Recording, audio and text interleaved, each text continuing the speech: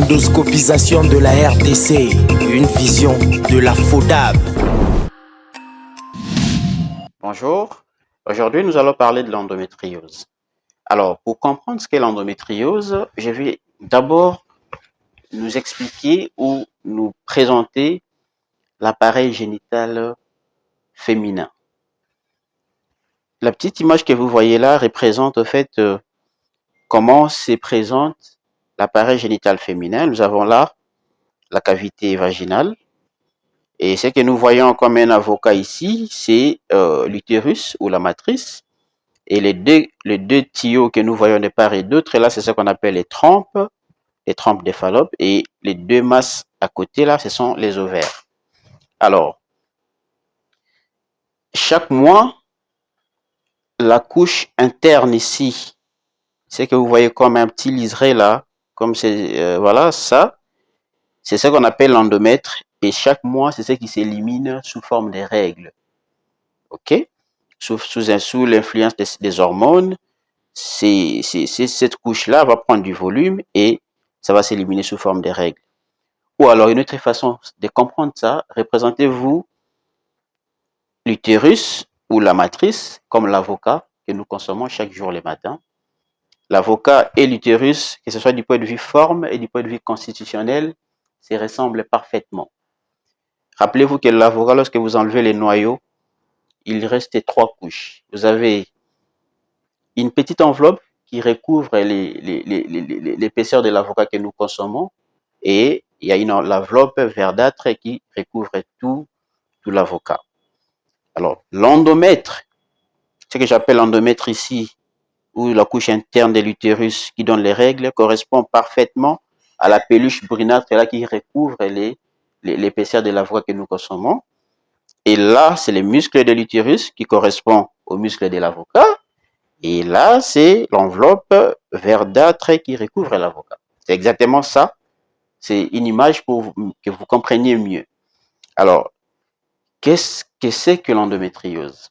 L'endométriose ne sera rien d'autre que le fait que une partie de cette couche ici, pour une raison ou une autre, va aller se retrouver en dehors de son milieu naturel qui est l'intérieur de l'utérus.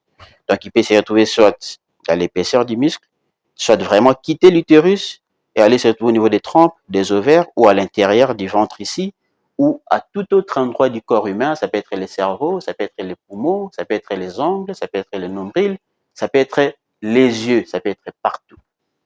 Et le fait que cette couche ici se retrouve là-bas, elle va commencer à se comporter exactement comme les tissus originels. Je vous avais dit que les tissus originels, son rôle, c'est de prendre du volume pendant le cycle et s'éliminer sous forme de règles au moment des menstruations. Et donc, la partie qui se retrouve en situation anormale au niveau à un autre endroit du corps humain va commencer à se comporter aussi de la même façon. Ça veut dire pendant le cycle, il va prendre du volume sous l'influence des hormones et pendant les règles, lui aussi, là où il se retrouve, cette partie-là aussi va saigner. Et donc, le fait que, premièrement, cette partie se retrouve à un autre endroit du corps humain que là où le créateur l'avait placé, le fait qu'il saigne, il va donc se comporter comme un corps étranger et l'organisme va mettre en place ce qu'on appelle les mécanismes d'inflammation. Et cette inflammation-là, non seulement c'est pour limiter, l'objectif c'est de limiter l'extension de la maladie, mais ça va entraîner des manifestations cliniques. Et donc l'endométriose va se manifester va présenter plusieurs signes, mais que nous résumons à deux grands signes. Et puis les autres signes vont dépendre de la localisation. Les deux grands signes, c'est premièrement les douleurs. Les douleurs qui peuvent se présenter sous 5 formes. Les premiers types de douleurs que les femmes avec endométriose vont présenter, ce sont ce qu'on appelle les dysménorrhées. Les dysménorrhées qui ne sont rien d'autre que les douleurs pendant les règles. Vous allez voir une jeune fille qui vous dit qu'elle, quand elle a les règles, c'est 3-4 jours d'absentéisme, elle ne peut même pas sortir à la maison parce qu'elle a mal. Ça ne veut pas toujours dire l'endométriose, mais ça peut cacher une endométriose. Lorsque les dysménorrhées deviennent invalidantes, il faut toujours rechercher l'endométriose. En dehors des dysménorrhées ou des règles douloureuses, nous avons ce qu'on appelle les dyspareunies. Pour dire simple, ce sont en fait des rapports sexuels douloureux. Une femme qui ne sait pas avoir un contact intime avec son partenaire du fait des douleurs qui sont insupportables, ça peut être un signe d'endométriose. Un autre signe, c'est ce qu'on appelle les dyschésies ou les douleurs pendant la défécation. Donc, pour faire les grands besoins, elle doit se tordre des douleurs. Ça peut être un signe d'endométriose. Et en dehors de ça, on peut aussi avoir des douleurs pendant les petits besoins ou des douleurs qui sont quasi permanentes, qui n'ont rien à voir avec toutes les autres circonstances que j'ai signalées, mais qui sont là à tout moment. La femme se plaint des douleurs. En dehors des douleurs, un autre grand signe qui accompagne souvent l'endométriose, ce sont des problèmes de conception. Donc, ce qu'on appelle en médecine l'infertilité. C'est un autre signe de l'endométriose.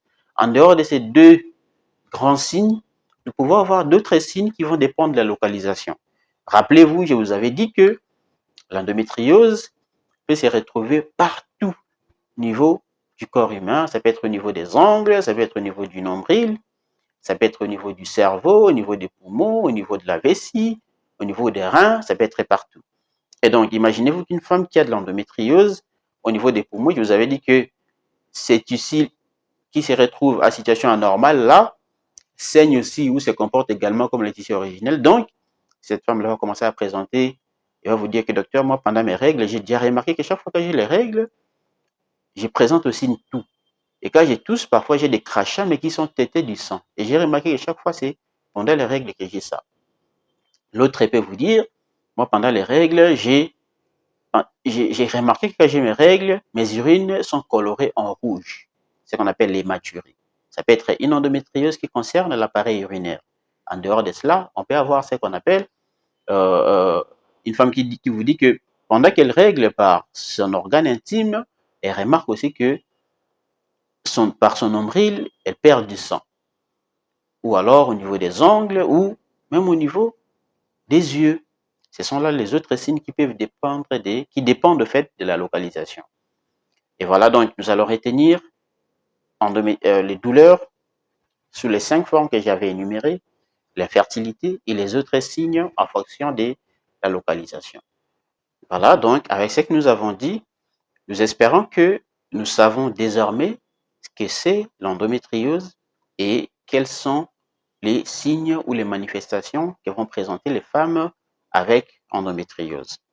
Et donc, je vous promets de vous revenir très vite pour nous entretenir encore sur les conséquences de cette maladie et sur les moyens de sa prise en charge. Toutes celles ou tous ceux qui auront des questions à nous poser, vous pouvez nous écrire sur nos différentes plateformes, YouTube, Facebook, Twitter, et même nous appeler directement par nos contacts téléphoniques qui sont affichés là. Merci beaucoup. Endoscopie, endoscopie, endoscopie, endoscopie. Fondation d'Amy Berlinde, tous pour le développement de l'endoscopie en RDC.